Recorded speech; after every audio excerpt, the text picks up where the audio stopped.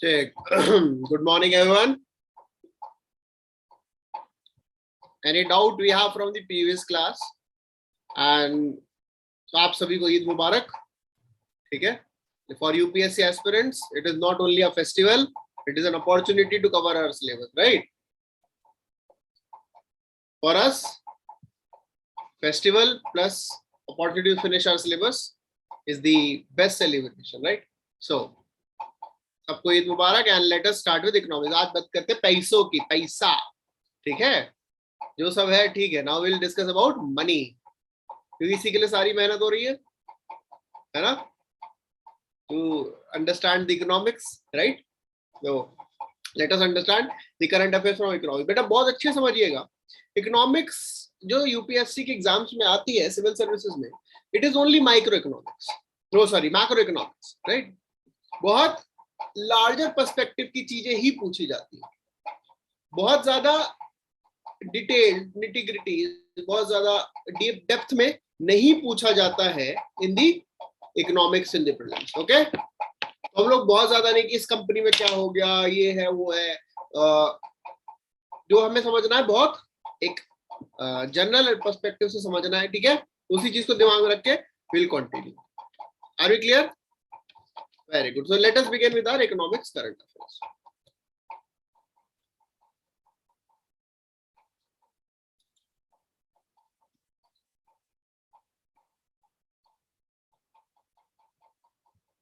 अब बेटा अभी recently NSC national stock exchange was in news, right? Are you aware about it? National stock exchange, it was in news. जो head of national stock exchange थी वो किसी बाबा के चक्कर में पड़ गई थी, ठीक है? वो बाबा बता रहे थे. Very good. लेकिन क्वेश्चन यहां से नहीं आएगा, क्वेश्चन आएगा नेशनल स्टॉक एक्सचेंज से, because of something important. National stock exchange NSE has been declared as a systematically important market infrastructure institution. Systematically important market infrastructure institution. यानी कि जैसे हमारे दो बैंक है, एचडीएफसी बैंक का नाम सुना है, आईसीआईसी बैंक का नाम सुना है, प्राइवेट बैंक है. स्टेट बैंक ऑफ इंडिया तो गवर्नमेंट है, तो वो तो अलग बात है. लेकिन ये जो आईसीआईसीआई बैंक और एचडीएफसी बैंक है, these are called as SIBs, systematically important banks. ठीक है? क्यों बोला जाता है इनको SIB, systematically important bank? Any idea we have about it? Any idea? अरे सिंपल सी बात, अगर इन बैंक को कुछ हो गया, ठीक है, अगर इन बैंक को कुछ हो गया तो इंडिया को बहुत ज्यादा इकोनॉमिक इफेक्ट हो सकता है ना? तो इसीलिए इन बैंक को बोलते हैं सिस्टमैटिक important bank. Similarly, जो मार्केट है, market here word the market represent the stock exchange.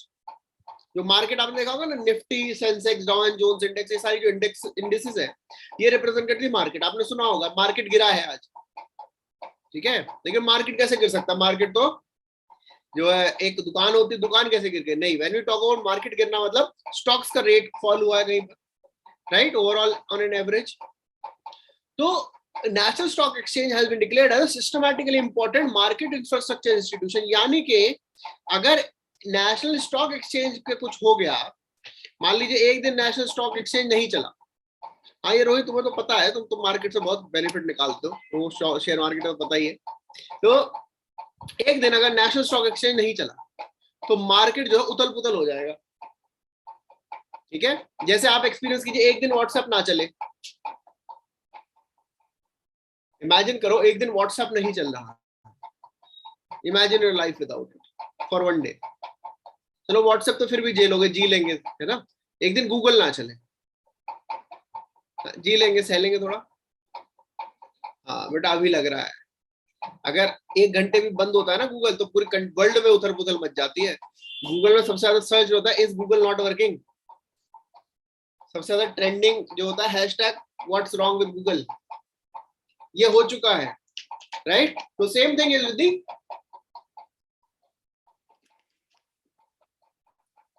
National stock exchange. समझ गए? तो national stock exchange has been declared as a systematically important market infrastructure institution. Second thing, who declares an institution as a systematically important market infrastructure institution? Who declares? ठीक है, SEBI. Very good, SEBI declares. तो बस दो चीजें, पहला तो है what is a systematically important market infrastructure institutions. Second way is who declares, तो it is declared by SEBI. ठीक है. इंडिया में कौन कौन से हैं? तो इंडिया में Bombay stock exchange, national stock exchange, multi commodity exchange of India, metropolitan stock exchange of India. They are some of the market infrastructure institutions. Okay, इसमें से the certain institutions are considered as systematically important. Are we clear? Very good. Now, ये कब से आया? Market systematically important institution हमेशा से नहीं था. ये कंसेप्ट आया through the times when Bimal Jalan was the governor of RBI. He identified that there are certain market infrastructure जो रिप्रेजेंट करते हैं that there are fundamental facilities and systems serving this capital market. मतलब इस कैपिटल मार्केट में कुछ ऐसे institutions हैं जिनको थोड़ा सा भी इफेक्ट हो गया तो कंट्री की इकोनॉमिक सिक्योरिटी इफेक्ट हो जाएगी. So that is why they have started identifying certain institutions as market infrastructure institutions. Okay, तो ये इंडिस्पेंसिबल होते हैं और इनका इफेक्ट पॉजिटिव सोसाइटी में majorly it is positive. Okay, किसी और इंफ्रास्ट्रक्चर इंस्टीट्यूशन की. समझ में आ गया? Very good. अब एक बात बहुत समझिए, सिर्फ NSE नहीं है, बहुत सारे स्टॉक एक्सचेंज भी है, डिपॉजिटरी सर्विसेज भी है एंड जो है क्लियरिंग हाउसेस भी है. They are the systematically important market infrastructure institution. Clear? Very good. अब ये क्या है? वही है डोमिनो इफेक्ट. ये आपको समझा चुका है कि एक इंस्टीट्यूशन गिरा तो बाकी सब गिर जाएंगे. अब एक बात समझिए ना, जब कभी आपसे बहुत जो स्टॉक्स में ट्रेड करते होंगे, जो मार्केट को फॉलो करते होंगे, अगर निफ्टी गिर रही है तो क्या सेंसेक्स बहुत ऊपर जाता है? अगर आप मार्केट देखेंगे, निफ्टी ड्रॉप कर रही है तो सेंसेक्स भी ड्रॉप करता है ना? क्यों? डोमिनो इफेक्ट है. डोमिनो इफेक्ट है. तो इसीलिए इन इंस्टीट्यूशन को बहुत ज्यादा ध्यान देना. क्लियर? इसीलिए इंस्टीट्यूशन को ज्यादा ध्यान देना. Now let us know something about SEBI. So SEBI beta, when it was established, it was not a statutory institution. When it was established, it was not a statutory institution. It was just added through a executive action. But in 1992, it was given a statutory status. So right now, SEBI is a statutory body. The main function इसका है to ensure कि जो trading है securities market में, that is as per the rule of law and the interest of the investors is secure. Okay, ये main purpose है. NSE से भी क्वेश्चन आ सकता है कि भैया निफ्टी क्या है. सबसे सिंपल क्वेश्चन जो आ सकता है, व्हाट इज निफ्टी?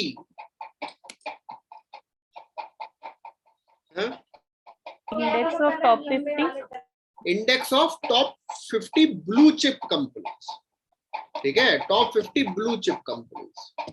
मतलब टॉप 50 ब्लू चिप कंपनी जो होती है उनका है from all the companies that are registered with NSE. क्लियर? So it is a flagship index. NSE, it was started in 1992 and it is India's largest financial market. मेरा सबसे बड़ा stock exchange अगर हम देखेंगे तो it is NSE, national stock exchange. Okay,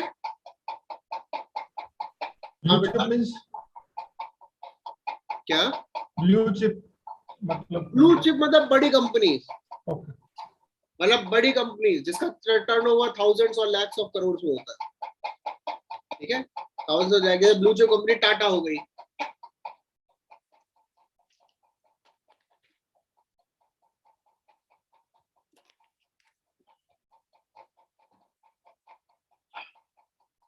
exact आपको बता देते हैं, एग्जैक्ट जो क्राइटेरिया ना कितने करोड़ का होना चाहिए वो बता देते हैं.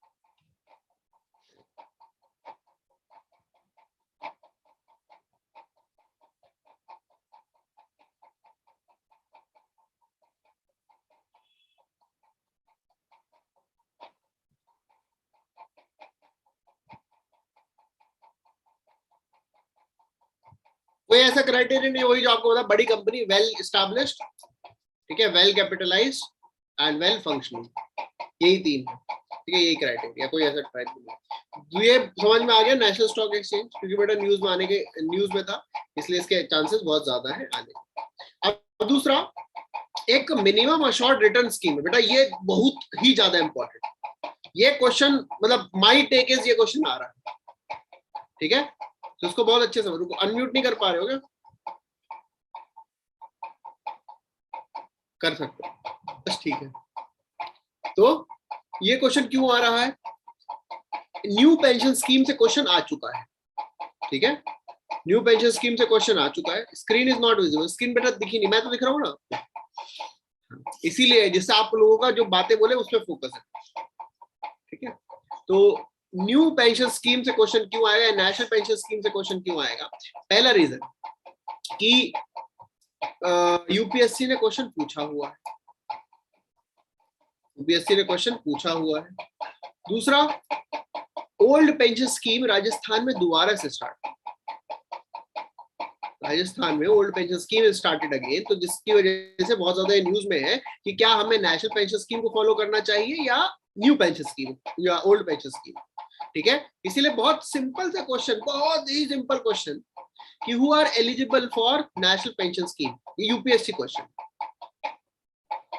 अब बेटा एक बार नहीं आया, 2 बार आ चुका है नेशनल पेंशन स्कीम से, अभी 2021 में भी आया था, 2021 या 2020 में, दोनों में से एक साल में नेशनल पेंशन स्कीम से क्वेश्चन आया मार्केट में लेटेस्ट। बताइए, हु आर एलिजिबल?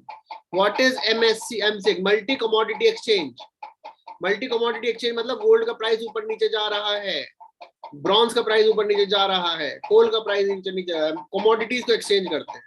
वहां पर बेटा आपने इकोनॉमिक्स पढ़ा होगा, फ्यूचर्स एंड ऑप्शंस, है ना, call option, by option, futures, ये सब मल्टी कमोडिटी के लिए, कि आज के प्राइस पे आपने बोला मैं परसों खरीदूंगा, प्राइस बढ़ा तो आपका फायदा, प्राइस गिरा तो आपको नुकसान,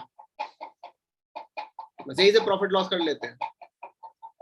डज इट कम, बेटा ये अलग है, अलग ही एक्सचेंज है, अलग अलग दुकान है, बीएससी एक अलग दुकान, एनएससी एक अलग दुकान, ठीक है, ये अलग अलग है, ये अलग अलग एक्सचेंजेस है, वहां पर अपनी अपनी परफॉर्मेंस चलती है। कुछ कंपनी होती है सब एक्सचेंज, सब इंडेक्स पे होती है, कुछ कंपनी होती है किसी इंडेक्स पे ही होती है, जैसे एप्पल है, एप्पल आपको, एप्पल के शेयर्स हर जगह मिल जाएंगे, ठीक है, या इन्फोसिस है, इन्फोसिस का न्यूयॉर्क में भी आप परचेज कर सकते हैं, डाउ एंड जोन्स इंडेक्स में भी है इन्फोसिस, ठीक है, जो एमएनसीज होती हैं उनके सब ज्यादा। जैसे इंडिया में अगर आप देखेंगे, इंडिया में भी स्टॉक्स रहेंगे, किसी के भी देख सकते हैं अगर आप, कोई भी इंटरनेशनल एमएनसी, अमेजॉन है, अमेजॉन का जो है इंडिया के भी किसी ना किसी में उसके इंडिया ऑफिस को रिप्रेजेंट होता है, ठीक है, तो अलग अलग है। Is it clear?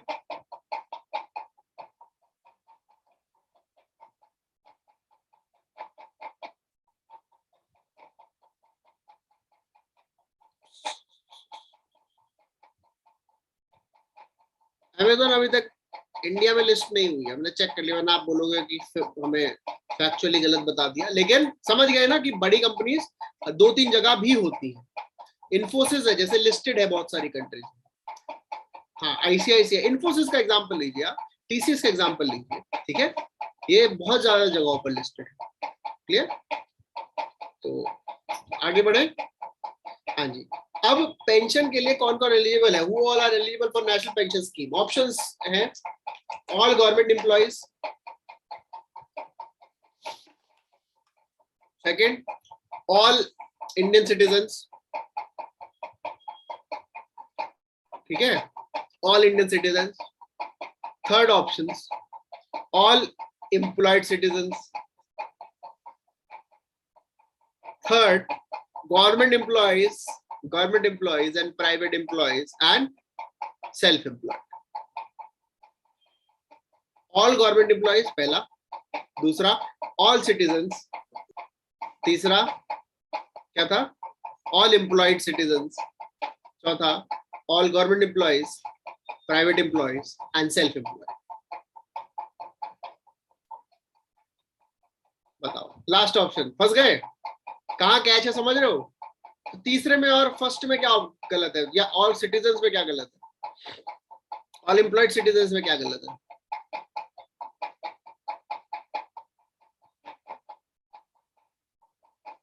अच्छा, कोई और डिस्टरबेंस तो नहीं आ रहा है आवाज में?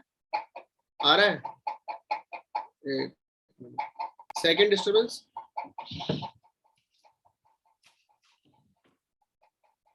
अच्छा, बस आप लोग एक चीज कीजिएगा, ठीक है, अगर आप लोग हैंड रेस कर रहे हैं, मतलब अनम्यूट कर रहे हैं, कुछ बोल रहे हैं, तो हैंड रेस कर दीजिएगा, ठीक है, क्योंकि हम माइक लगा रहे हैं। आप कभी भी दिक्कत हो बताया करो, डिस्टरबेंस आ रहा है तो बताओ।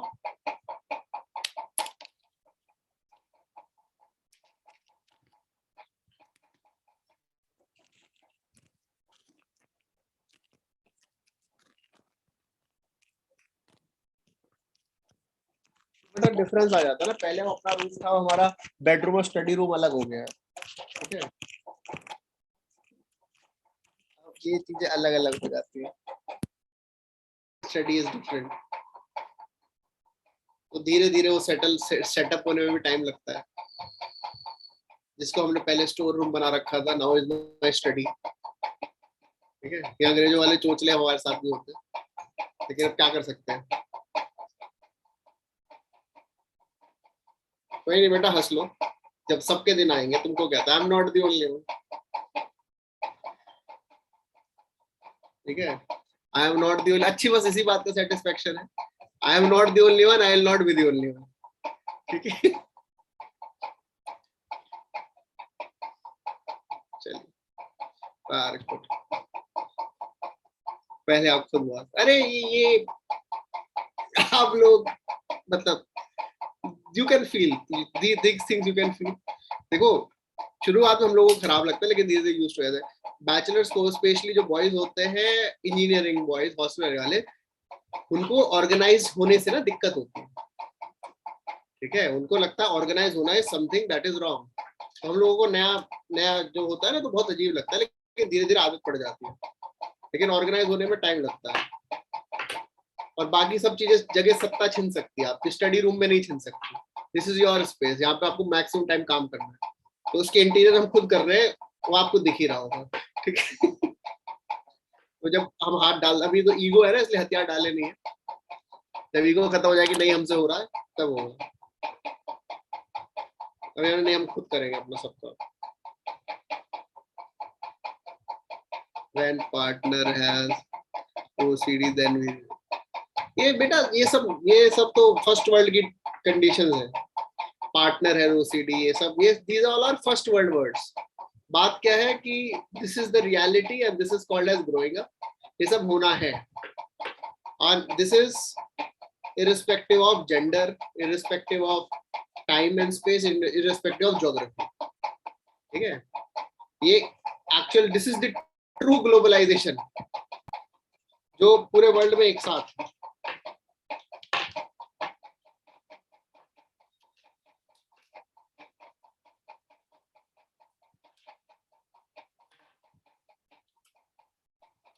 हमको ऐसी ऐसी चीजें पता लगी है ना, हमें पता नहीं था इन्वेंशन भी हो चुके हैं, ठीक है। तुमको पता फ्लोर मैट कितने टाइप के आते हैं, वो पता है? फ्लोर मैट, जो लड़के नहीं समझ रहे बेटा, पायदान, जो आपके हिसाब से एक ही होता था घर में, ठीक है, जो आपके हिसाब से एक ही होता था ना।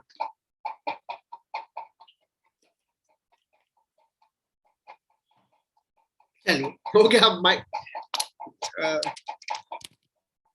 क्लियरली ऑडिबल, अब डिस्टरबेंस अब तो नहीं आ रहा होगा, कम हो गया होगा, पहले से कम हुआ है डिस्टरबेंस, हाँ कि ना? रुको एक बार आप लोग,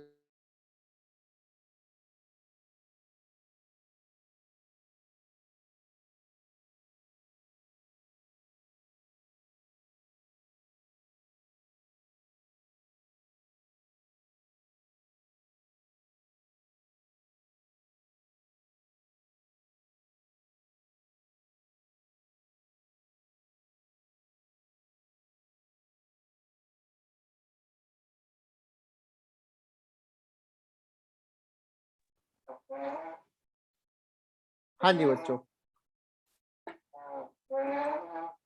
अब ठीक है, now it is clearly Audible, very good. चलिए, तो हम लोग क्या पढ़ रहे थे, नेशनल पेंशन स्कीम। हाँ बेटा, किस किस के लिए अवेलेबल है नेशनल पेंशन स्कीम, किस किस के लिए अवेलेबल है? all employees. अब बात समझिए, सबके लिए है, बात समझिए, सबके लिए except defence forces personnel. It is available for all except the defence services personnel. Defence services personnel के लिए अवेलेबल नहीं है, because the defence service personnel they are under their separate pension schemes, right? क्यों समझ में आया? They are still under the part of the pension scheme under the ministry, right? तो इसीलिए this is not part of the defence force. दूसरा, are the NRIs eligible for national pension scheme? NRIs, are they eligible for national pension scheme?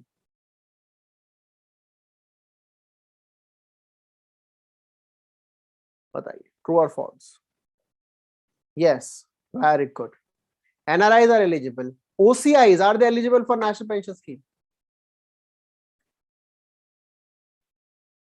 OCIs, no. Very good. तो बेटा इसका answer है yes. OCIs, they are also eligible for national pension scheme and they will be treated at par with the NRIs. Okay? So that is about the national pension scheme. पहले हमें समझना है, बाकी सब चीजें तो बाद में समझेंगे, पहले समझे तो नेशनल पेंशन स्कीम है क्या।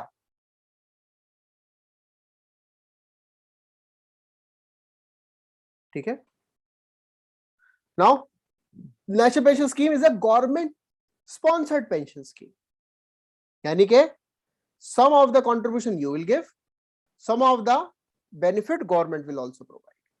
This scheme was launched in 2004. Before that, the government employees, they used to get pensions, right? Now after this, the government employees, they do not get pension and their salary increased. जो sixth pay commission आया था particularly, say their salaries increased and now they are contributing some of their amount of the salary to the national pension scheme, which is given benefit by the government also.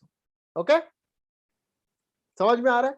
दूसरा, it was only for government employees till 2009, but in 2009 it was open for all, private, self-employed, others can also contribute, given that they contribute for their work.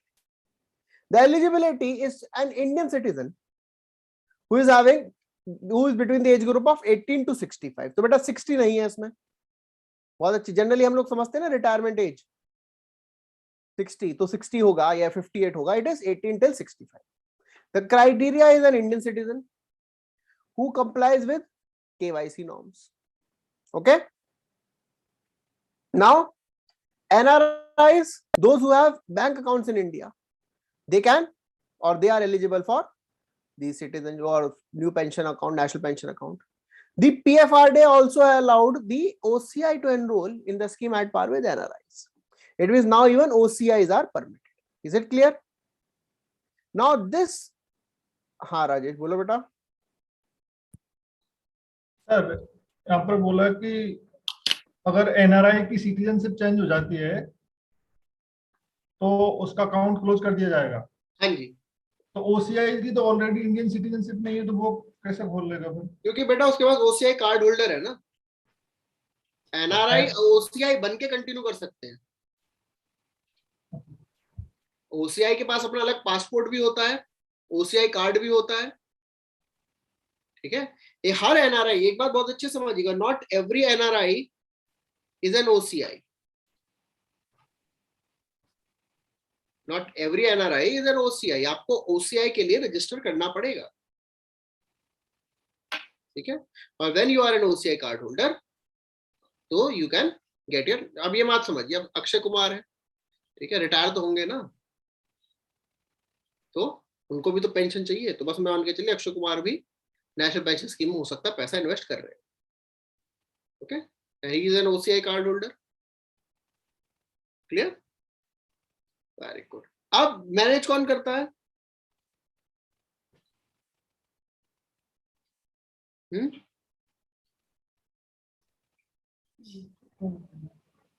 कौन manage करता है? PFRDA, pension fund regulatory and development authority.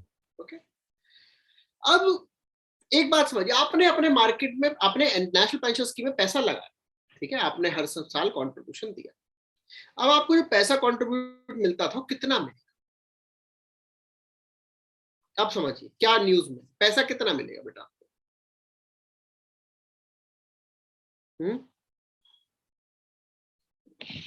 तो आपको market में उस time जो उस पैसे से मार्केट में लगा के जो बेनिफिट था, sir does how pension, I don't know process clear, beta you just have to contribute and after a time period you will get monthly return of some of the account. That's it. Pension means that after you invest some money for 80, if you are of 30 years till 65 years you will invest money, or till 60 years you will invest money, and after that of that money that will be divided, some amount you can take it in the lump sum, 60% you can take it in the lump sum at max, and then rest you will be taking it in monthly installment.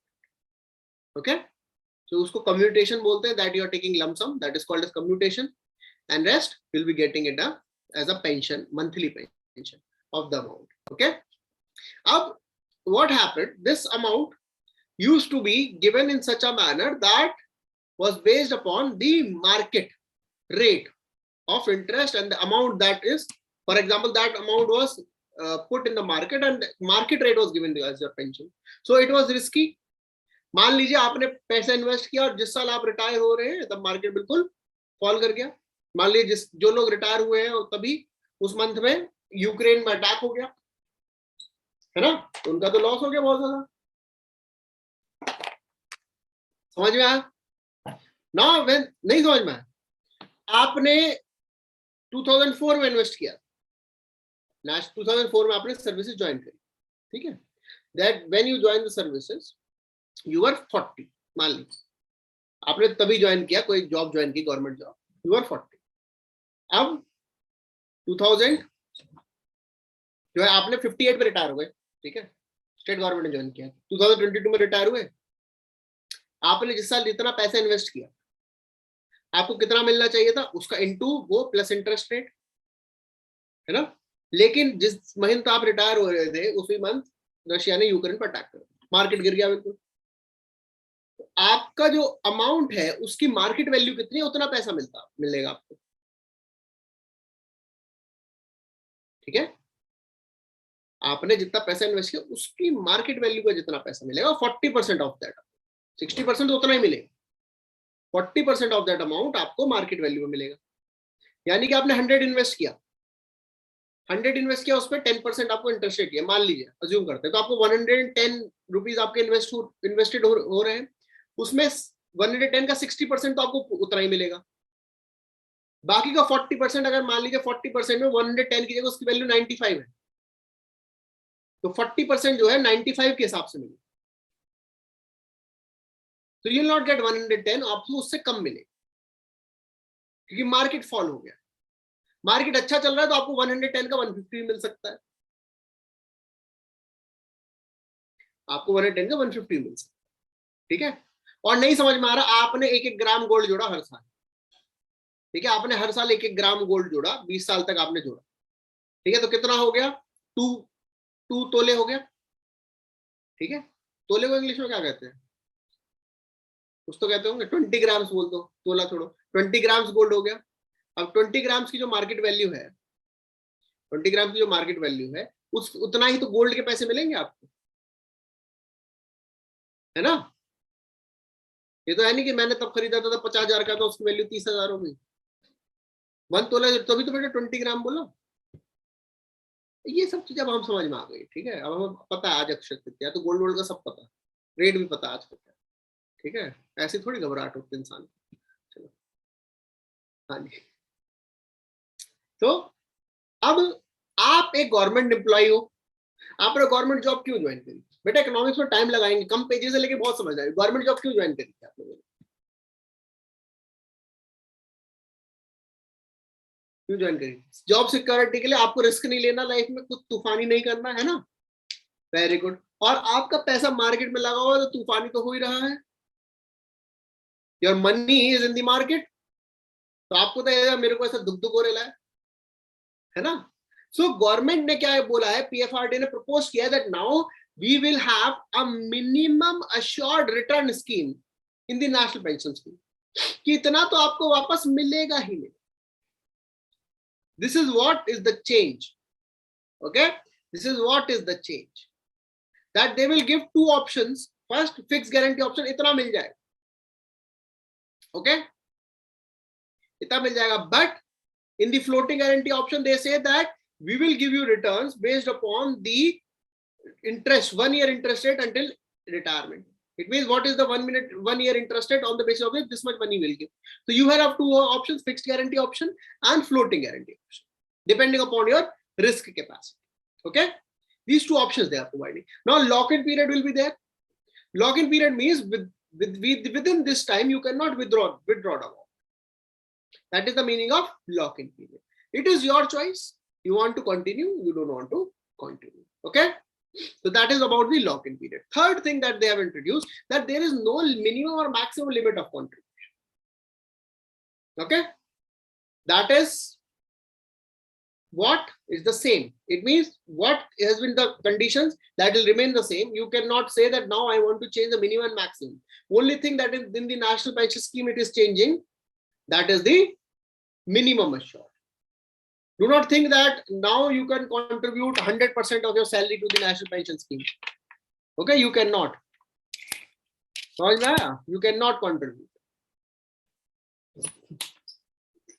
तो वो same ही रहेगी जो conditions थी. Minimum और maximum they are same, but minimum assured will be provided.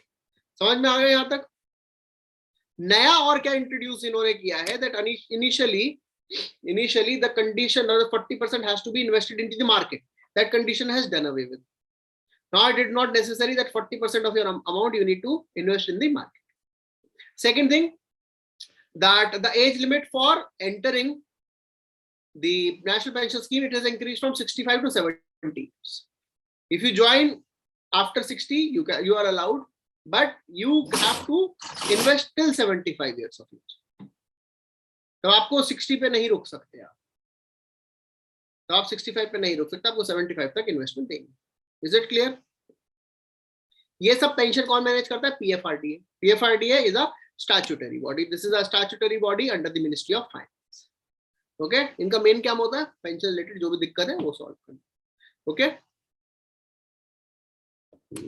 Are we clear? समझ में आ गया? Important topic, needs to be detailed, और क्वेश्चन एमपीएस से आ सकते हैं. Entry age limit, how it means आप 60 की एज में आप चाहते हैं कि मैं नेशनल पेंशन स्कीम में इन्वेस्ट करूं, कर दीजिए, कोई दिक्कत नहीं. But you have to invest for at least 15 years till you reach the age of 70, तब आपको रिटर्न्स मिले.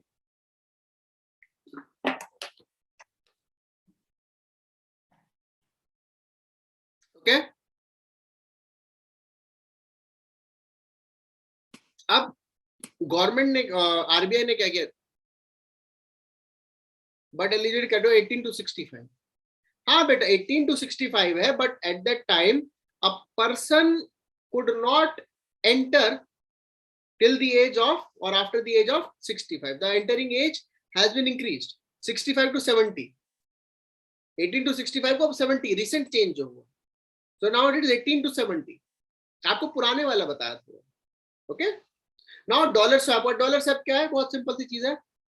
बैंक के पास डॉलर थे, आरबीआई ने बोला हमको दो. ओके, बैंक के पास डॉलर थे, आरबीआई ने बोला हमको दे दो. क्लियर? बैंक के पास डॉलर बेचने हैं, तो बैंक ने बोला हमको दे दो. तो आरबीआई ने क्या किया? आरबीआई के पास डॉलर्स थे 5 बिलियन डॉलर के आसपास, $5.135 बिलियन अप्रोक्सीमेटली. आरबीआई ने डॉलर बेच दिए बैंक को. ठीक है, और बोला आज हमसे खरीद लो, 2 दिन बाद हम वापस खरीद लो. Okay, that is called as dollar rupee swap. RBI ने $5 बिलियन बेच दिए. तो इससे क्या फायदा हुआ? क्या फायदा? जब परसों खरीदना ही है तो आज क्यों बेचे? है ना, बेसिक कहता है अरे कोई ऐसी चीज बेचनी की जो दोबारा खरीदो, है ना. तो क्यों किया आरबीआई ने? बताइए. सर रुपीस अब्सॉर्ब करेगी इससे, रुपीज ऑब्जॉर्व करने के लिए। अब बेटा आरबीआई का काम जो है ना, दुकान नहीं, RBI is not a shop की सामान बेच रहे हैं खरीद रहे हैं ब्याज मिलेगा, हमें ये पता था। आप यही सोचो आरबीआई का बेटा काम ये नहीं है, दुकान नहीं है कि आज बेच दिया कल खरीद दिया, ये सब। RBI is a regulatory body, right? RBI is a regulatory body. अब आरबीआई का क्या काम है? The main responsibility of RBI is to ensure the efficient monetary policy, right? The role of RBI is to ensure efficient monetary policy. अब monetary policy में क्या दो चीजें करनी होती है? monetary policy का सबसे बड़ा क्राइटेरिया क्या है? इन्फ्लेशन को कंट्रोल करना है ना? दो इंपॉर्टेंट काम क्या होते हैं monetary policy? इन्फ्लेशन कंट्रोल और दूसरा प्राइस स्टेबिलिटी। वो इन्फ्लेशन है बेटा। दूसरा क्या है? ग्रोथ मैनेज करना। नहीं, एक और काम बताओ क्या क्या होता है? इन्फ्लेशन कंट्रोल करना और क्या होता है? Value of rupees. वैल्यू, वो तो भाई वो भी इन्फ्लेशन कंट्रोल हो गया ना।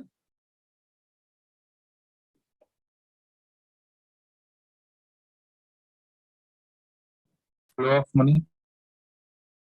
आरबीआई का काम होता है इन्फ्लेशन कंट्रोल करना और इंश्योर करना कि जो आपकी इकोनॉमी है, वही किसी ने लिख दिया है, इन्फ्लेशन एंड ग्रोथ, दो काम इंश्योर करना। ग्रोथ हो रही है एंड इन्फ्लेशन, ठीक है? रुपी की stability, price stability and inflation control. अब मार्केट में बहुत पैसा है तो इन्फ्लेशन बढ़ेगा या कम होगा? बढ़ेगा। अच्छा, लेमन के प्राइस क्यों बढ़ रहे हैं? लेमन के प्राइस बढ़ रहे हैं ना, है ना? हो सकता है आज अक्षय तृतीया पे लेमन शॉप जो नींबू बेचते उसकी दुकान पे भीड़ लगी हो कि आज हमारे पास लेमन ही लेमन होंगे। Supply less demand more. Demand क्यों मोर है? क्यों डिमांड मोर है? लोगों के पास पैसा है खरीदने की, है ना? डिमांड बढ़ती क्यों है? लोगों के पास पैसा है खरीदने के लिए, है ना? अब inflation is increasing in the market. Petrol के रेट क्यों बढ़ रहे हैं? देखिए सिंपल लॉजिक बताइए कि लोग भरवा रहे हैं, 105 में बढ़वा रहे हैं, 110 में भरवा रहे हैं, है ना? राजस्थान में 110 है, पता आपको पेट्रोल? राजस्थान में 110, एक तो ज्यादा है। पुणे में 120 है। 120 है, वेरी गुड। फिर भी क्या हो रहा है? भरवा रहे हैं ना पेट्रोल पंप। ऐसे तो नहीं खाली बैठे पेट्रोल पंप वाले, नहीं। क्यों? एमपी में 170 बताइए। हमें तो बढ़िया, नोएडा में 105 है, आ जाओ यहाँ से ले जाओ कुछ पेट्रोल, ठीक है? नोएडा में 105, बिहार में भी 118, सही है। अब तो मतलब दिल्ली एनसीआर इस मामले में बढ़िया, पेट्रोल के मामले में बढ़िया है दिल्ली एनसीआर, ठीक है? क्योंकि दिल्ली एनसीआर में पेट्रोल ज्यादा फूकता भी है ना, गर्मी की वजह से ज्यादा फूकता है। हाँ, तो बेटा आप समझिए, पेट्रोल फिर भी खरीद रहे हैं लोग। ऐसा तो है नहीं लोगों ने पैदल चलना शुरू कर दिया, क्योंकि लोगों के पास पैसा है। तो आरबीआई ने, आप फ्री भी दे सकते इलेक्शन में, नहीं बेटा इतना वो बहुत ज्यादा हो जाए, ठीक है? अगर आप पेट्रोल फ्री देते तो बहुत ज्यादा हो जाएगा, फिर तो पूरे वर्ल्ड में सरकार आ जाएगी, ठीक है? पता है पूरे वर्ल्ड वाले कह रहे हमें भी, हमें पुतिन जो है झाड़ू वाली टोपी पहन के पड़ा हुआ है। तो समझिए, आरबीआई को समझ में आया कि इतना सब इन्फ्लेशन बढ़ रहा है ना, लोगों के पास पैसा है, लोगों का पैसा खींचो। पैसा खींच लो मतलब क्या है? आजकल आपने एक चीज नोट होगी, पर्सनल लोन का बड़ा चक्कर है कि नहीं को समझ में आ रहा तो क्या करें? पर्सनल लोन ले लेते है ना? कुछ नहीं समझ में आ रहा तो पर्सनल लोन ले लेते हैं, तो वो सस्ता है ना? वो सस्ता है इसलिए लोग खरीद लेते हैं, मतलब ले लेते हैं। तो आरबीआई ने कहा मार्केट में इतना पैसा जो घूम रहा है ना, इसको कट करते हैं। आरबीआई ने क्या बोला? लो $5 बिलियन, अब फ्री में तो देंगे नहीं, तो उससे सक कर ली लिक्विडिटी मार्केट से, मार्केट से सक कर ली लिक्विडिटी। तो अब जो इंटरेस्ट रेट लोन का मिलता था वो बढ़ गया, तो अब लोग जो पहले बड़े आराम से ले रहे थे लोन, अब नहीं लेंगे। जो बैंक के पास बहुत ज्यादा पैसा था, वो बैंक की थोड़ी सी टाइट मॉनेटरी पॉलिसी करेगी, तो उससे क्या होगा? मार्केट में फ्लो कम होगा मनी। मार्केट में जब फ्लो कम होगा मनी का, तो इन्फ्लेशन कंट्रोल। तो it is one of the measure of controlling liquidity in the market. Okay, समझ में आया? It is one of the measure of controlling the liquidity. Clear है? कोई दिक्कत, कोई टेंशन? बस यही समझाना। क्वेश्चन ये नहीं है कितना खींचा, क्या किया, क्यों किया। क्वेश्चन ये है what is the purpose of dollar swap.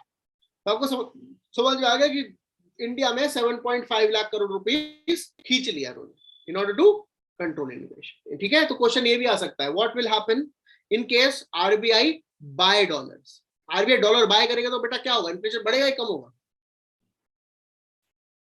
Sir increase होगा। इंक्रीज होगा, क्योंकि मार्केट ने पैसा छोड़ दिया। समझ गए? बस ऐसे ही इकोनॉमिक्स से क्वेश्चन आते हैं, ये सब मत सोचो कितना छोड़ा, क्या करा, क्यों करा। ठीक है, तो ये सब चीजें, it is one of the liquidity management initiative. और क्या क्या होते हैं? Repo rate, reverse repo rate को कंट्रोल करते हैं, पॉलिसी रेट्स जिनको बोला जाता है, मार्जिनल स्टैंडिंग पॉलिसी और फॉरेक्स स्वैप। जो डॉलर रुपी स्वैप है it is called as forex swap. Okay, समझ गए? कोई दिक्कत? अब आरबीआई ने एक फ्रेमवर्क बनाया है माइक्रो फाइनेंस लोन्स के। अब बेटा क्वेश्चन ये है माइक्रो फाइनेंस लोन्स क्या होते हैं? क्वेश्चन ये आ सकता है, क्वेश्चन ये आ सकता है। नहीं आप हम देखो बेटा इकोनॉमिक्स में क्यों फोकस है, आप लोगों से हमने प्रॉमिस किया था कि क्लास में कहीं भी किसी को कंफ्यूजन होगा तो हम करंट अफेयर्स में उसको बहुत अच्छे से कवर कर लेंगे। ठीक है, इसलिए बेसिक भी हम लोग कवर करें, इसलिए थोड़ा टाइम लगा। हाँ बेटा, माइक्रो फाइनेंस क्या होता है? नहीं पता? माइक्रो का मतलब होता है छोटू, फाइनेंस का मतलब होता है पैसा देना, छोटा पैसा देना, कम पैसा देना। माइक्रो फाइनेंस किसको? अगर मान लो आप जो है आपने, आपके दोस्त ने आपको लोन दिया, आपके दोस्त ने बोला 500 रुपए ले जाओ, अगले महीने जो है आप पैसे वापस दे देना, मेरे 600 रुपए दे देना मुझे, आज ले जाओ। तो क्या वो माइक्रो फाइनेंस है? To set the interest rate charges. नहीं बेटा, माइक्रो फाइनेंस ही है, कम पैसा देना, छोटा पैसा देना। 50,000 रुपए किसी को लोन दे दिया, माइक्रो फाइनेंस। ठीक है, लेकिन जो माइक्रो फाइनेंस है जनरली लोग क्या कहते हैं, मनी लेंडर्स से लेते हैं। मनी लेंडर्स लेते हैं उसको exorbitant interest rate, exorbitant interest. Shark tank देखा है? शार्क टैंक नहीं देखा? कभी वो तभी देखो, शार्क टैंक में क्या वो करते हैं कि हम आपको इन्वेस्टमेंट नहीं देंगे, हम आपको लोन दे देंगे विद 12% इंटरेस्ट रेट। ठीक है, 12% इंटरेस्ट रेट। अब 12% इंटरेस्ट रेट मार्केट के हिसाब से विदाउट कोलेटरल कम है। Without collateral it is come, क्योंकि जो मनी लेंडर्स होते हैं वो देते हैं 10% पर मंथ इंटरेस्ट रेट पे। यानी कि आपने 10,000 रुपीज लिए तो आप वापस कितने करोगे महीने के एंड, वो साल के एंड में? 22,000। अब साल के एंड में 22,000 तो बहुत ज्यादा है। तो आरबीआई ने कुछ इंस्टीट्यूशंस बनाए that are called as micro finance institutions. There are certain institutions that are called as microfinance institutions. In institutions में क्या होता है that those people who do not have their annual income more than 3 lakh rupees, microfinance institutions, they give loan to those people who do not have their annual income more than 3 lakh rupees at the interest rate which are less without any collateral. मतलब आप micro finance institution में जाइए, अपना income proof दीजिए, आपको कोई security नहीं देनी है, and you can get certain money on interest. Okay, समझ गए? That are called as micro finance institution. तो आरबीआई ने क्या बोला है? आरबीआई ने एक तो लिमिट चेंज की है। Initially this limit of 3 lakh was not there. Initially what was there that the people who were in the rural areas they had the limit of 1.2 lakh, and who was in the urban areas they had a limit of 2 lakh rupees. Okay, इससे ज्यादा की income वाले नहीं बोरो कर सकते, लेकिन बहुत कम है ये अर्बन एरिया रूरल एरिया के हिसाब से। अब तो उन्होंने इसको कॉमन लिमिट कर दी फॉर 3 लाख रुपीज।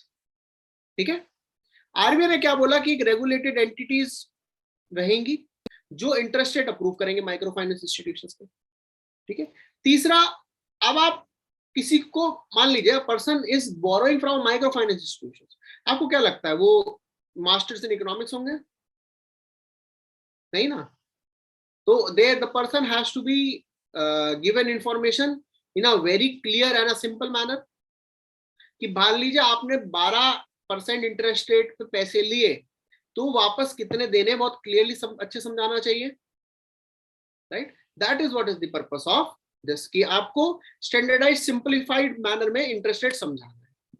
ठीक है, प्री पेमेंट पे कोई पेनल्टी नहीं होगी, प्री पेमेंट पे कोई भी पेनल्टी नहीं होगी. It means if you are paying the money beforehand, you took the money for 1 year, आपको 6 मंथ बाद पूरा पैसा वापस देना है तो कोई पेनल्टी नहीं लगेगी. बैंक को आप लोन लेते हैं तो बैंक पे प्री पेमेंट पे लोन पेनल्टी लगती है. पता है आपको बात? आपने मान लीजिए लोन लिया फॉर 3 इयर्स, आप अगर 1 साल बाद बोलोगे ना पैसा सारा चुकाना चाहते हूँ या चाहती हूँ, तो आपको ज्यादा पैसा देना होगा इन जनरल जो आपको 3 साल में देना होगा. ओके, पेनल्टी है, तो यहां पर नहीं होगी. प्लस अगर आपने पेनल्टी मतलब आपने जो कुड नॉट पे दी EMI, तो कुछ तो पेनल्टी लगेगी, लेकिन पेनल्टी लगेगी not on the total amount but on the overdue amount. यानी कि आपने 9 मंथ पेनल्टी EMIs दी, 3 मंथ्स का रह गया, इन दीज 3 मंथ्स जो आपको इंटरेस्ट है वो 3 मंथ्स के ही EMIs पे देना, जो दे चुके हैं उस पर कोई इंटरेस्ट नहीं. This is the condition. Plus अगर कोई रेट चेंज होगा तो रेट चेंज इंफॉर्मेशन बोरोवर को मिलेगी कि भैया इंटरेस्ट रेट चेंज हो रहा है, और वो इंफॉर्मेशन कब मिलेगी? इन प्रोस्पेक्टिव. यानी कि आज मैंने आपको बताया कि देखिए कल से आपका इंटरेस्ट रेट 12% की जगह 20% होगा, तो रिट्रोस्पेक्टिवली नहीं, नेक्स्ट जो ड्यू है उससे हो, पिछला पे नहीं हो, आगे हो. ठीक है, changes will not be retrospective, changes will be prospective. Clear? Then कोई भी इशू है, कोई भी दिक्कत है तो रिकोर्स विल बी अवेलेबल. यानी कि जो रेगुलेटिंग एंटिटीज हैं they will provide recourse to the borrowers, and जो रिकवरी एजेंट हैं उनकी भी इंफॉर्मेशन दी जाएगी कि भाई कौन कौन रिकवरी एजेंट है. ऐसा नहीं कि आपने गुंडे भेज दिए लोगों के घर. ठीक है, जनरली क्या करते हैं, गुंडे भेज देते ना, पैसे नहीं दे, तो ये नहीं कर सकते. अगर आपने बैंक से लोन लिया है तो आपको कोई ऐसे धमका नहीं सकता. ठीक है, लेकिन बैंक तो नहीं करते, लेकिन फाइनेंस कंपनी वाले जो होते हैं ये करते हैं.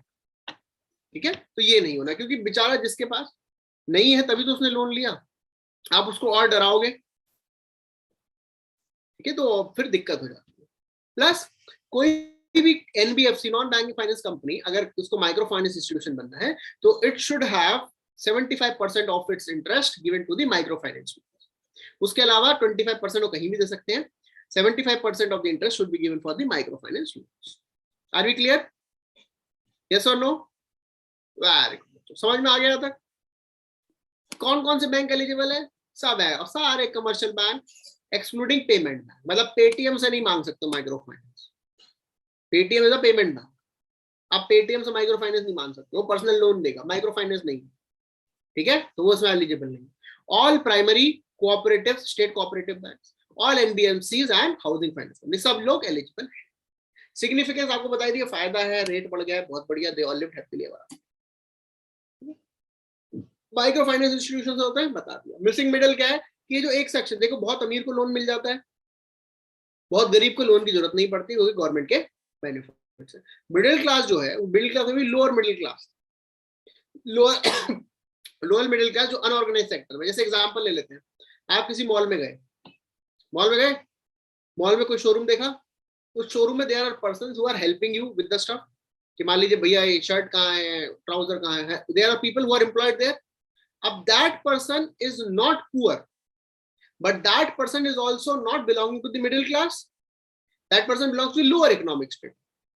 That person has dignity, so that person should not take things for free. That person may take a loan rather than asking someone for free help, right? उन सेक्शन के लिए जिसको बोला जाता है मिसिंग मिडल, उनके लिए micro finance very important.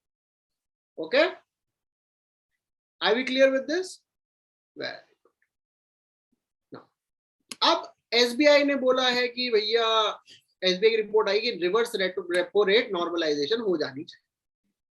There has to be a reverse repo rate normalisation. Okay, समझ गए? There should be reverse repo rate normalisation. Clear है? बहुत सिंपल है. तो पहले we need to understand what is repo rate and reverse repo rate. What is repo rate? The rate which is based upon repo, rate at which RBI gives loan to the commercial banks, short-term loans. Repo जब RBI पैसा देता है, reverse repo जो RBI पैसा लेता है. RBI पैसा क्यों ले रहा है? पैसे कमी आरबीआई के पास, फिर लिक्विडिटी मैनेज, लिक्विडिटी मैनेज करने की। तो बस स्टेट बैंक ने बोला भैया लिक्विडिटी मैनेज कर रहे हो लेकिन कुछ जो है नॉर्मल तरीके से तो करो, थोड़ा इंटरेस्ट रेट बढ़ा दो। when the gap between, and there is, you must always know that repo rate is higher than the reverse repo rate, there is always a gap. Repo right now is 4%, reverse repo is 3.35%, there is a gap. तो RBI बोल रहे थोड़ा सा कम कर दो, normalise कर दो कि हमें आपको जो पैसा देना है उसमें हमें बहुत दर्द ना आए। ठीक है, अभी ऐसा क्यों होता है? क्योंकि बेटा मार्केट में पैसा है, ठीक है, कोई लोन ले नहीं रहा है, तो बैंक में वो पैसा रखा है। ठीक है, बैंक वो पैसा रखा है, तो बैंक को सेविंग बैंक में पैसा रखने के लिए इज अ लायबिलिटी। बैंक को कोई मजा नहीं आता आपका सेविंग बैंक में पैसा रखा हो, क्योंकि बैंक में आपने पैसा रखा और बैंक आपको उसको पैसे दे रहा है। खुद सोचो ना, आपने मेरे पास पैसे रखवा and I am giving you, आपने 100 रुपीज रखवाए and at the end of year I give you 103 rupees. ठीक है, क्यों दे रहा हूं मैं आपको 103? आपके तो मजे है, टेंशन भी नहीं है, पैसा मेरे पास है, जब मन करेगा आप 103 ले सकते हैं और ज्यादा भी मिल रहे हैं। रादर आपको तो मुझे आपके पास अपने पास पैसा रखने के लिए आपके 97 रुपीज वापस देनी चाहिए, 3% मेरा कमीशन, पैसा सेव रखने के लिए, है ना? लॉजिक तो यही कहता है। लेकिन बैंक पैसा भी आपका सेफ रख रहा है और बैंक आपको पैसे भी दे रहा है। क्यों करता है बैंक ऐसा?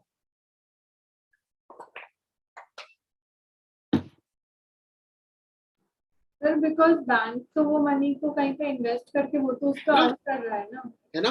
तो मैंने आपको 100 लिए, मैंने उसे आगे दे दिए पैसे 8% इंटरेस्ट रेट, तो मैंने तो 5 रुपए का प्रॉफिट कमा लिया। लेकिन अगर कोई मुझसे ले ही नहीं रहा है, अगर मुझसे कहीं ले नहीं रहा है, तो मुझे आपको देना 103, तो मैं क्या करूंगा? आरबीआई को दे दूंगा, तो मुझे 103.5 रुपीज वापस, 0.5 का तो मेरा बेनिफिट। लेकिन इतनी सब करने के लिए 0.5 का बेनिफिट का कोई फायदा है नहीं, तो थोड़ा सा ज्यादा पैसा बढ़ा दो, that is called as reverse repo normalisation. Is it clear? Reverse repo normalisation, ठीक है? तो it means the reverse repo rates will go up, raising the reverse repo rate in 1 or 2 stages. बस सर हाँ बेटा, एक बार short में समझा देंगे, डिस्कनेक्ट हो गया था नेटवर्क प्रॉब्लम के कारण। कहाँ से मिस हो गया बेटा? रिवर्स रेपो रेट वाली जो कॉन्सेप्ट थी आप बता रहे थे, कहाँ, मतलब बताओ, ये तो बहुत देर से समझा रहे हैं, तो बहुत पूरे इन्वेस्ट होके समझा दिया था, थोड़ा सा बताओ कितना समझे आप? रिवर्स रेपो रेट स्टार्ट हुआ था उसी समय डिस्कनेक्ट हो गया। अच्छा, रिवर्स रेपो रेट समझते हो? Yes sir. तो रिवर्स रेपो रेट पे जो आरबीआई बैंक को इंटरेस्ट देता है उस पैसे को लेने के लिए, तो स्टेट बैंक और एक रिपोर्ट में बोला है स्टेट बैंक की कि you should increase that rate, because जब बैंक, अब अगर मैं बैंक हूं, मैं आरबीआई से पैसा लेता हूं तो मुझे 4% पे मिलता है, मैं आरबीआई का देता हूं तो मुझे 3.35 पे मिलता है बेनिफिट। तो बोल रहे हैं आप जब लेते हो तो उसका भी थोड़ा ज्यादा इंटरेस्ट दो। बस ये normalisation, increasing the reverse repo rate to bridge the gap between repo and reverse repo rate, that is called as repo rate normalization, sorry reverse repo rate normalization। अब समझिए, जब रेपो रेट कम होता है तो उसको बोलते हैं लूज मॉनेटरी पॉलिसी, जब रेपो रेट बढ़ता है उसको बोलते हैं टाइट रेपो रेट, और sorry tight monetary policy. Okay, very good.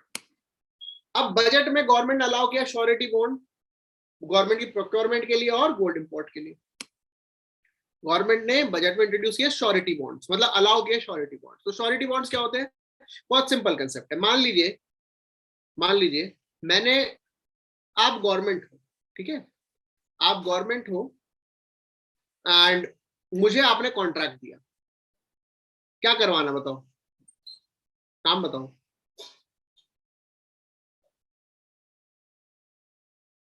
Road ही बनवा लेते हैं, सिंपल है, वही समझ में आता है। रोड बनवाई, आपने बोला कि एक काम करो 5 साल में ऐसी रोड बनाओ मतलब दीवाने हो जाए हम गाड़ी चला सकते, ठीक है? हमारा अरे सर ऐसी रोड बनाएगी आपके टायर की जरूरत नहीं पड़ेगी, हवा में उड़ेगी गाड़ी, ठीक है? हो गया, कॉन्ट्रैक्ट भी मिल गया, ठीक है? कॉन्ट्रैक्ट मिल गया। अब क्या गारंटी है कि मैं 5 साल में रोड बना?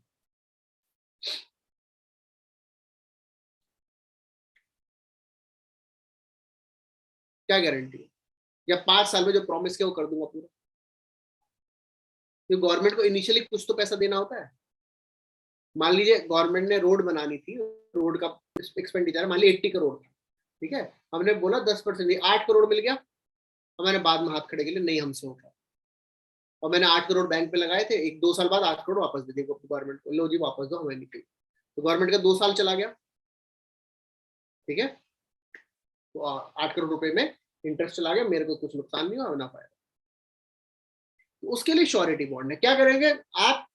तो the person who is giving the contract, उस पर्सन को बोलते हैं the principal, okay, the generally the obligee. मतलब मान लीजिए मैंने जो है कॉन्ट्रैक्ट लिया है आपसे, आपने कॉन्ट्रैक्ट दिया है, तो एक श्योरिटी बॉन्ड हो जाएगा जो इंश्योरेंस कंपनी होगी कि हम गारंटी ले रहे हैं ये काम पूरा। उस चीज के लिए बैंक की जरूरत नहीं है, क्योंकि बैंक का जो प्रोसीजर होता है वो थोड़ा सा लेंथी होता है, बैंक के एनपीएस भी बढ़ते हैं, तो उसको इंश्योरेंस कंपनी जो है श्योरिटी बॉन्ड दे सकते हैं। मान लीजिए मैंने इंश्योरेंस कंपनी को प्रीमियम लिया, मेरी गारंटी ले लीजिए प्लीज, ठीक है, तो गारंटी लेके आपको प्रोजेक्ट मिल जाएगा। आप गोल्ड इंपोर्ट करने हैं, गोल्ड इंपोर्ट किए, मान लीजिए आपको गोल्ड इंपोर्ट किया, उन्होंने बोला गोल्ड भेजेंगे, बोला ठीक है, तो क्या गारंटी है कि आप प्योर गोल्ड भेजोगे?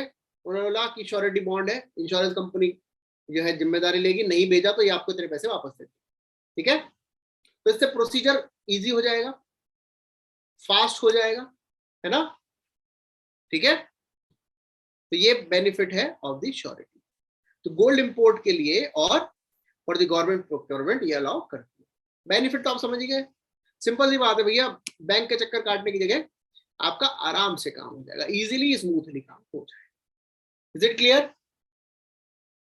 Very good. अब स्विफ्ट है, यूक्रेन के क्राइसिस की वजह से रशिया को जो है हटा दिया गया है, ठीक है, रशिया को स्विफ्ट से हटा दिया। हाँ बेटा वो पूछो। सर ये जो श्योरिटी बॉन्ड्स थे, मतलब इसका मीनिंग सिर्फ एक एज ए गारंटर है या फिर इसमें बॉन्ड्स यानी कुछ इसमें मतलब और भी कुछ है? बेटा मतलब ये है कि नहीं पूरा किया तो इतने पैसे वापस मिल जाएंगे। मतलब सिर्फ गारंटी, मतलब जो इंश्योरेंस कंपनी वो तो सिर्फ एक बैकिंग ही दे रही है ना कि हम बैकिंग भी दे रही है, वो उस बंदे से प्रीमियम ले रही है उस चीज का। ओके सर, ओके, प्रीमियम भी लेंगे, ठीक है, और बैकिंग 100% की नहीं है, 30% की बैकिंग है बेटा, टोटल प्रोजेक्ट कॉस्ट के 30%। अगर आप देखेंगे इसको रीडिंग भी लगाएंगे आप लोग, तो it is 30% of the contract value. वरना तो बढ़िया है, इंश्योरेंस कंपनी को प्रीमियम दो और बाद में हाथ खड़े कर लो, क्योंकि प्रीमियम तो 10% ज्यादा नहीं हो सकता, है ना, प्रीमियम तो it can not be more than 10%। तो इसीलिए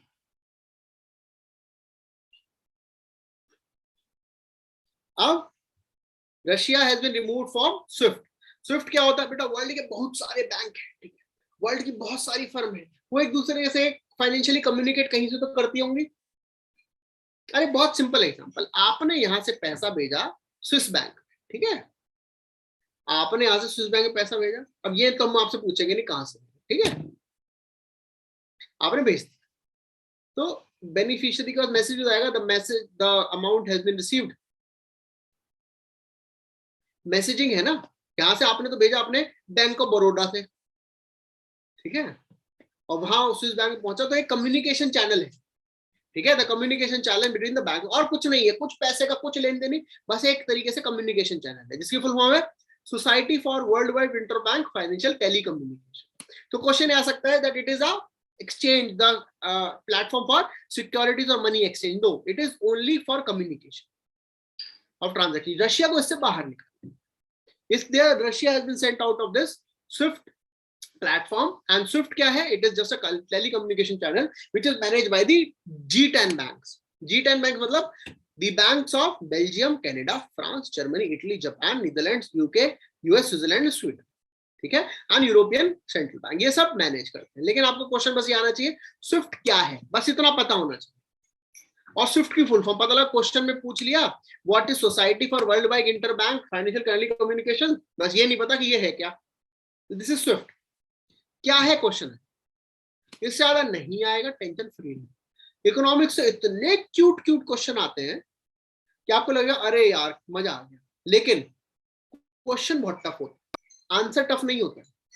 पता है एक बार क्वेश्चन आया था, आपने टर्म सुनिए, base erosion and profit sharing, हाँ सुना है? ऑप्शन में पता क्या था, this term is related to geographical excavations, banking and financial transactions, environmental degradation, marine issues, ऐसा क्वेश्चन है यूपीएससी में। इतना तो समझ में आ रहा, बेस यूनिट प्रॉफिट शेयरिंग मतलब फाइनेंस से कुछ रिलेटेड है, बस इतना पता होना चाहिए। मतलब ये नहीं है कि हमको पूरा पढ़ा होना चाहिए अच्छा क्या है क्यों है, क्योंकि आप ये पढ़ोगे तो बेटा इकोनॉमिक सर्विसेज वाले क्या पढ़ेंगे। ओके, ई रूपी के बारे में जानते हैं?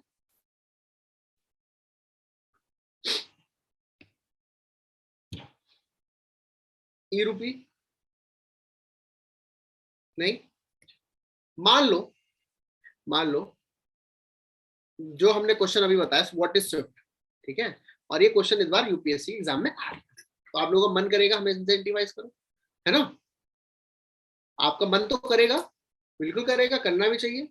तो अब आप देखो फ्रैंकली, आप लोग हमें पैसे ट्रांसफर करते हो तो अच्छा नहीं लगा होगा कि आप हमें 501 रुपए भेज रहे हो या 101 रुपए भेज रहे हो, अच्छा नहीं लगेगा अगर हम प्रैक्टिकली सोचें, है ना? तो क्योंकि यू डोंट वांट इट, लेकिन आपको मन तो करेगा ना इंसेंटिवाइज करो, है ना? तो आप क्या कर सकते हो, आप एक कूपन दे सकते हो,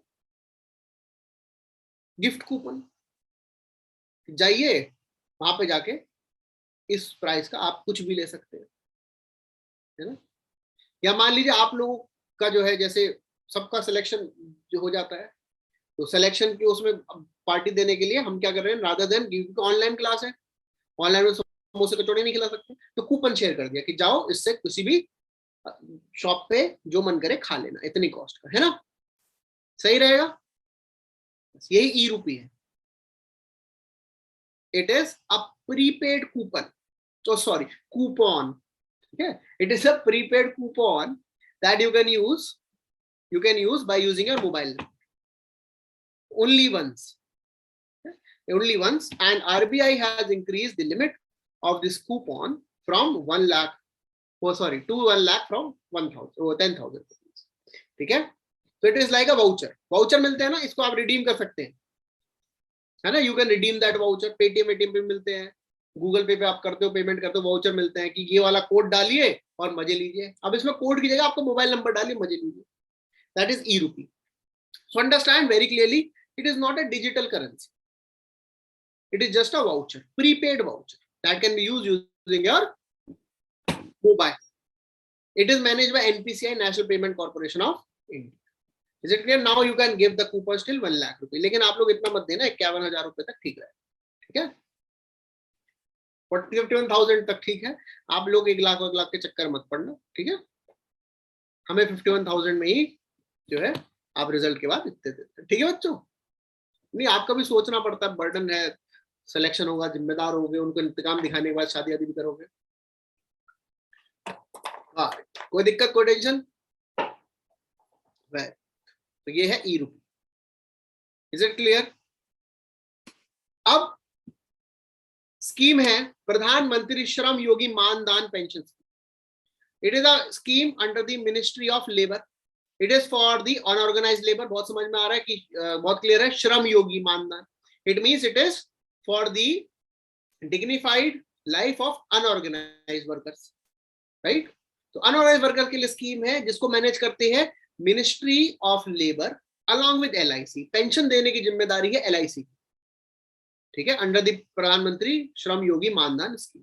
ये कौन किस किस के लिए एलिजिबल है? This scheme is eligible for unorganised worker जिनकी मंथली इनकम 15,000 या उससे कम है, those are between the age group of 18 to 40, जिनके पास एक मोबाइल फोन है, सेविंग्स बैंक अकाउंट है और आधार नंबर, ठीक है, जो किसी भी और पेंशन स्कीम में इन्वॉल्व नहीं है, this is for those, okay?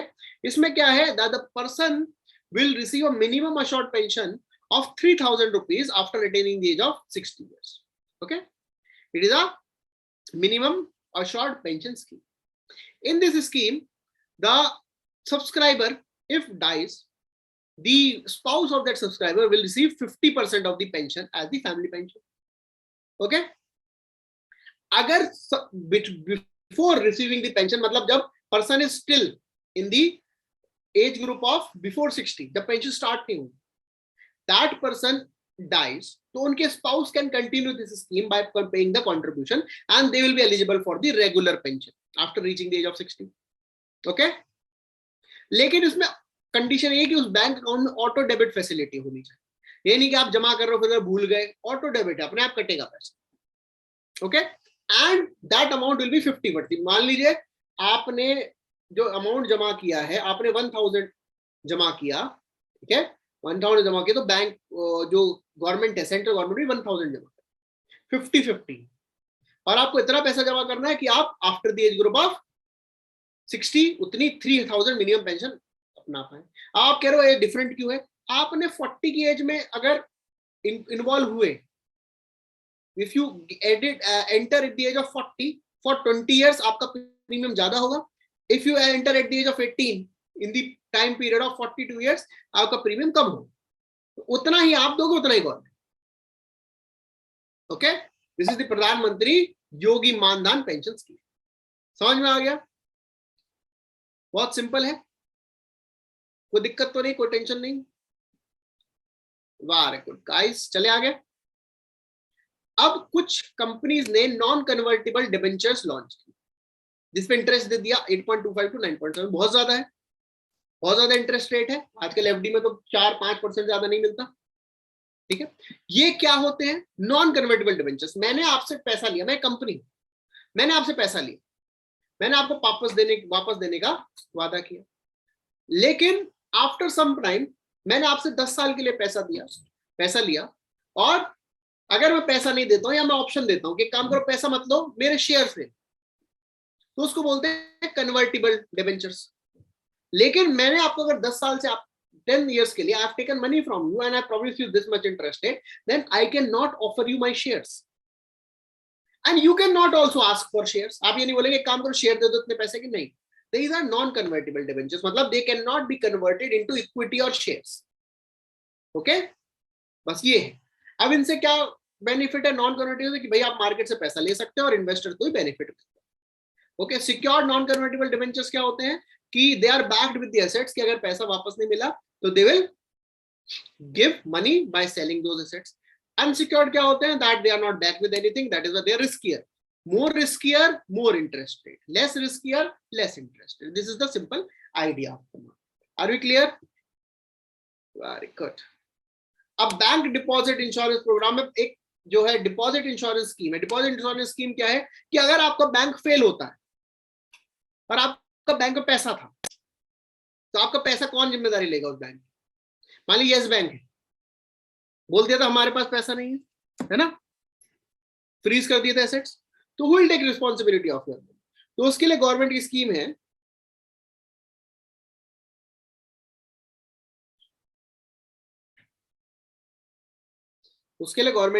है, that is called as deposit insurance scheme.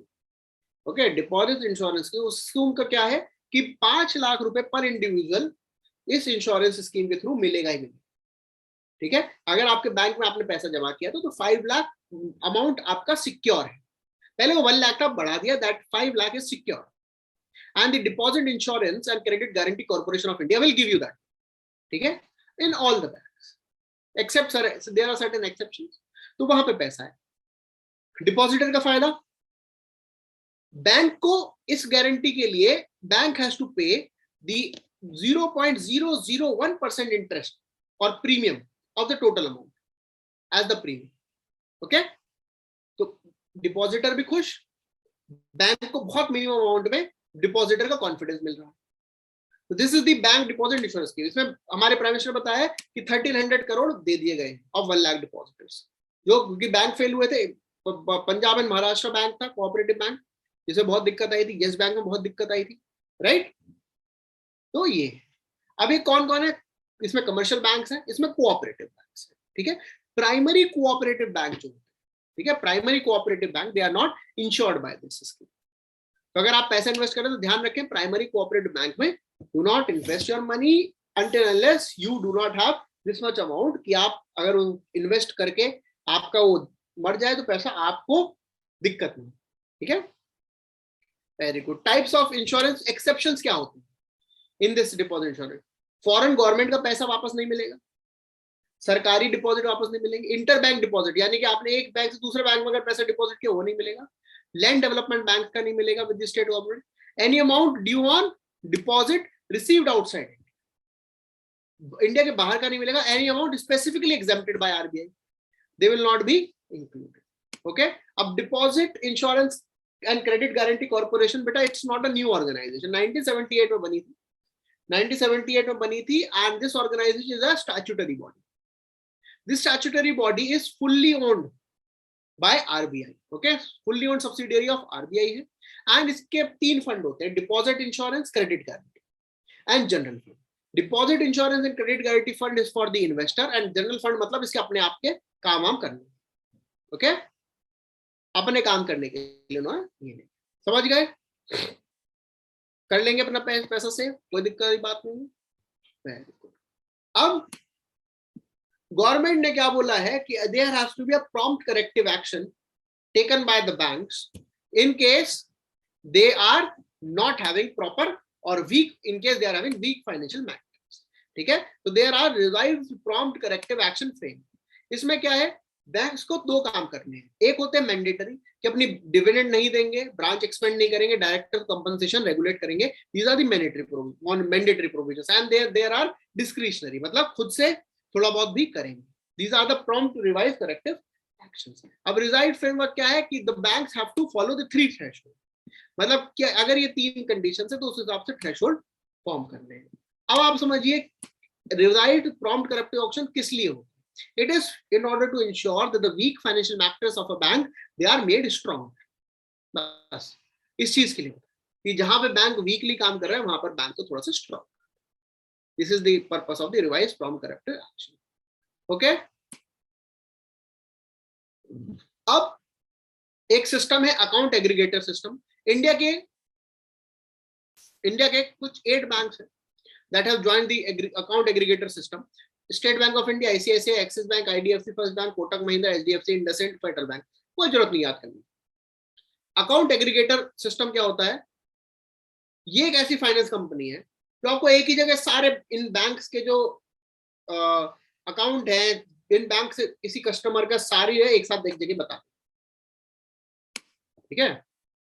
आपने टाइप किया अपना नाम, आधार नंबर, ठीक है, पैन कार्ड, ठीक है, एक जगह बता देगा, अच्छा आपका यहाँ पर पैसा ये है वो है वो सब बता देगा। इसके लिए इतना दिमाग ना लगाओ, क्रेडिट की ऐप देखिए कभी, अपना पैन नंबर डालो, बता देगा कहाँ कहाँ आपके पास बैंक अकाउंट है, कहाँ कहाँ आपने क्रेडिट कार्ड है, कहाँ कहाँ है, बता देता है ना। That is nothing but an account aggregator system, okay, समझ गए। क्रेड सिर्फ बेटा ऐड बनाने की कंपनी, कभी सोचो कैड, हाँ बहुत अच्छे ऐड बनाते हैं, ठीक है, ये भी ध्यान रखना, उनके ऐड अच्छे नहीं लेकिन they are basically aggregate, okay, payment credit card aggregator system, clear. अब सेबी ने बोला देखो स्टॉक में इन्वेस्ट करते हो, आज पैसा अगर निकालते हो 2 दिन बाद आपके अकाउंट में पहुंचता है, T+2 फॉलो करो, T+1 फॉलो करो। तो T+1 2 3 क्या होता है, आज +1 डे, आज +2 डे, आज +3 day, these are the cycles. यही है, इसमें ज्यादा दिमाग नहीं लगाना क्योंकि स्टॉक एक्सचेंज का पेपर है नहीं, ठीक है। Are you clear? बस इतना ही कर लो, इतनी इकोनॉमिक्स एक दिन के लिए काफी है, ठीक है। वो भी बताओ बेटा डाउट। सर ये अकाउंट एग्रीगेटर्स का यूज क्या है, मतलब ठीक है वो एक जगह पे सारा मिल जाएगा, बट सर इसमें प्राइवेसी बहुत ज्यादा हिंडर नहीं हो रही है? नहीं बेटा, तो आपकी हिंडर क्यों है? आपको बैंक में पैसा आपने डाला है, तो आपने पैसा डाला है अपने पैन कार्ड के थ्रू डाला है ना, तो बैंक्स के पास आपके लिए, आपको फायदा, बैंक के पास तो वैसे भी इंफॉर्मेशन शेयर होती है, आपके लिए फायदा है। It is an aggregated system for you, कि आपके अगर इन बैंक में अकाउंट है तो आपको एक ही जगह सारी इंफॉर्मेशन मिल जाए, ठीक है। बैंक्स अदरवाइज आपस में तो दे शेयर द इंफॉर्मेशन, अदरवाइज आपने 2 बैंक में अकाउंट खोले, एक जगह लोन लिया हुआ है, ठीक है, वहां वापस नहीं दिया, दूसरे बैंक से फिर ले लिया, फिर दिक्कत हो जाएगी। सिविल स्कोर यही तो रिप्रेजेंट करता है कि भाई क्या चल रहा है माहौल। CIBIL score is nothing but your character certificate, financial character certificate, right.